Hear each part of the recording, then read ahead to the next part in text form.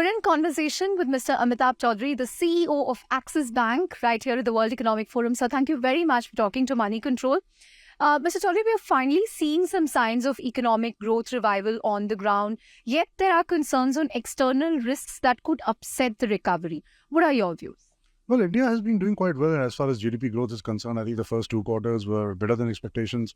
And I think what we expect for this year is a pretty healthy growth for India. And I think that momentum will continue to the next year. Maybe it could come down a bit, but still the momentum will continue. What you're, I think, referring to is the revival of private capex. I think, yes, we are seeing signs of some revival happening across various sectors.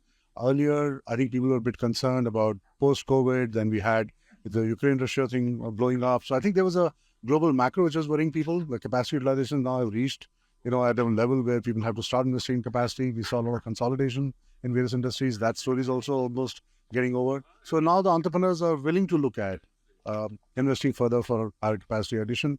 And I'm not saying that's a barometer, but if you look at the kind of announcements which were made in Vibrant Gujarat in terms of what some of the large investors have gone and committed, I think the numbers are quite large. So I think it's just an indicator that things are reviving and moving in the right direction.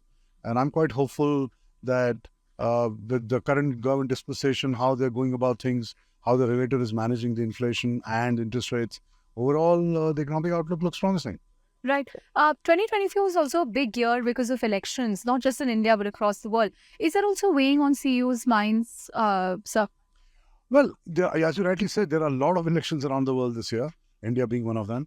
If you look at the trends, some of the surveys which are out there, it appears that the current government will come back in power without too much of a problem. I mean, again, one can only project it. No one can predict what actually will happen. But the expectation is that with this particular election, the BJP government will again come back to power. And that gives a little bit of stability in terms of anyone planning for any kind of investment going forward in the future. Global turbulence is a risk. There are problems coming up in the world unexpectedly, and it does impact the overall sentiment. Interest rates globally are higher and expected to remain high for some time, though now for the first time, Fed is talking about decreasing interest rates. India inflation has not gone away. They still need to be managed, which means that we'll continue to see interest rates at this level and tight liquidity conditions for some time. So yes, there are risks. But I think India has weighed and managed the risks quite well, and I don't see any reason why we'll not be able to do that going forward in the future. Right.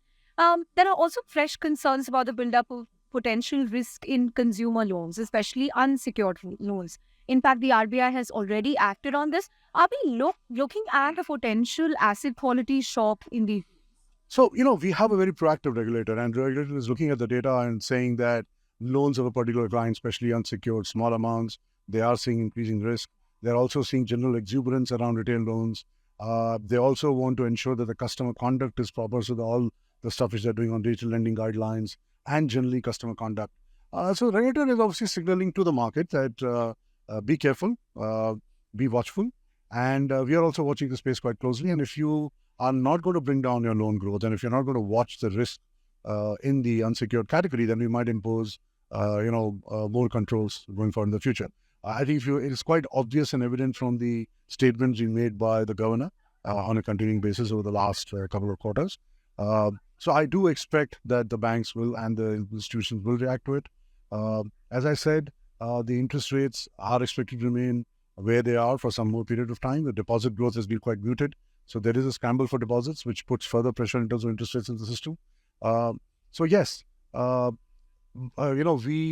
are going through, everyone says, Goldilocks times. The bank's balance sheets have been, really cleaned up. Corporate deleveraging has happened. Consumer sentiment is quite strong. Things can't go wrong. But it isn't the good times when things go wrong. So I think RBI is also saying that it is that these times you could be making some mistakes. And while we are watching, you should also be watching your asset quality and your risk management framework and your underwriting standards. And I think that's something which all the banks, I'm sure, are listening to quite carefully. Right. But, is there a fear that will this cut the brakes on unsecured, what kind of, how will it impact credit offtake, this crackdown on unsecured? Well, RBI is saying that, a lot of the entities are lending money to customers who are already quite leveraged. So they are saying, why do you have to go after that customer segment? There are other customer segments where the need is genuine, where they are not that leveraged and you can continue to lend. So tempering of growth by certain percentage points, whatever the number is not going to really impact the growth in the economy or, uh, lead to a situation where there'll be economic slowdown. I think it's a balance, and the RBI is trying to strike the right balance between growth, between risk, between customer conduct, and I think they're going about it the right way. So, full marks to the regulator as far as I'm concerned. Right. So, privatization, however, remains an unfulfilled agenda for the government. Considering that valuations are attractive now, do you think this is the right time for the government to pay stakes in public sector banks? Well, the government has a department which looks at privatization and divestment on an ongoing basis. Obviously, they are watching the space very, very closely. Wherever they've got the policy, they have divested. Some of the assets they have taken up are not easy to divest because in some cases the bidders are not there. In some cases, regulations are coming in the way. So they're going about it at their own pace. They also don't want to act as, I guess, as a desperate seller.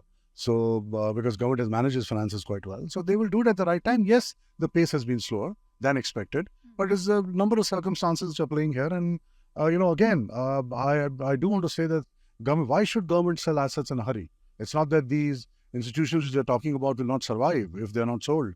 Some of the big assets which were draining money, they have been sold successfully. Air India is a good example of that.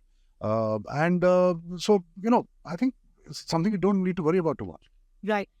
Final couple of questions, sir. How do you look at the fintech bank landscape? Do you think it makes sense for banks to acquire fintechs to gain edge over competition?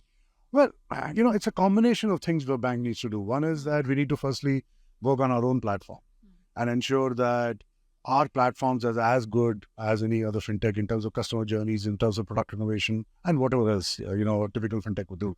Second is, in many cases, you don't need to acquire them, you can collaborate with them because they're addressing a market which maybe is not that large for you, or maybe they're providing a service which can be add-on to what you're already doing, or maybe they have a customer segment or some set of customers which can add to your overall customer franchise. So collaboration and working in partnership with them is the second model. Third is that, yes, in some cases you might take a stake or you might buy them out because they have some technology, some element which is very, very important and integral to what you're trying to do. I don't think acquisition is necessarily the right way because do you in the bank have the ability to foster that kind of culture and continue to grow it over a period of time? So maybe taking a stake and planting a stake in the ground and assuring the fintechs that you are with them might be a better model, but it depends on what opportunity comes before you. So I'm just saying that it's not just an acquisition model. There are various other models, and I think every bank is exercising its right and judgment in terms of which model they go for. Right. Do you see Axis Bank ever building an LLM? Well, we are not in that business. And, LLM requires huge amount of money and understanding and Data, investment. which you have. Yes, the data we have, but, there are other players who are supposed to do that. Our business is banking. Our business is, we need to then set up a separate company which will just do LLM, which is not, people are not investing in Axis to develop an LLM. If they want to go and invest in some entity like that, there are enough of them out there. So I think they're investing in us for do our core business very well. Yes, we do need those models as we continue to invest in our business, which will help the propositions we take to our customers, make us more efficient. And we already have a team which has been working on this for quite some time, and we will continue to invest in it even more as we go forward.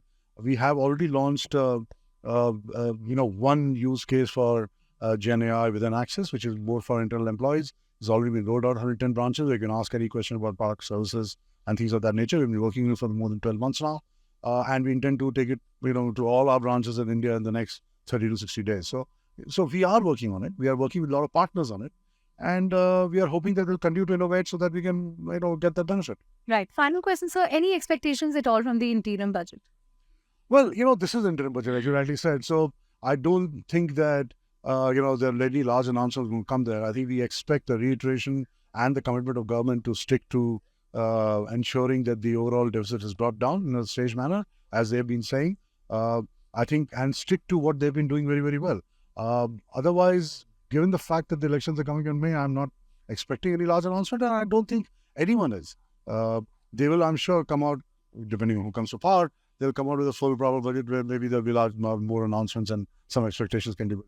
Right. On that note, thank you very much, sir, for talking to us. Thank you. Thank you.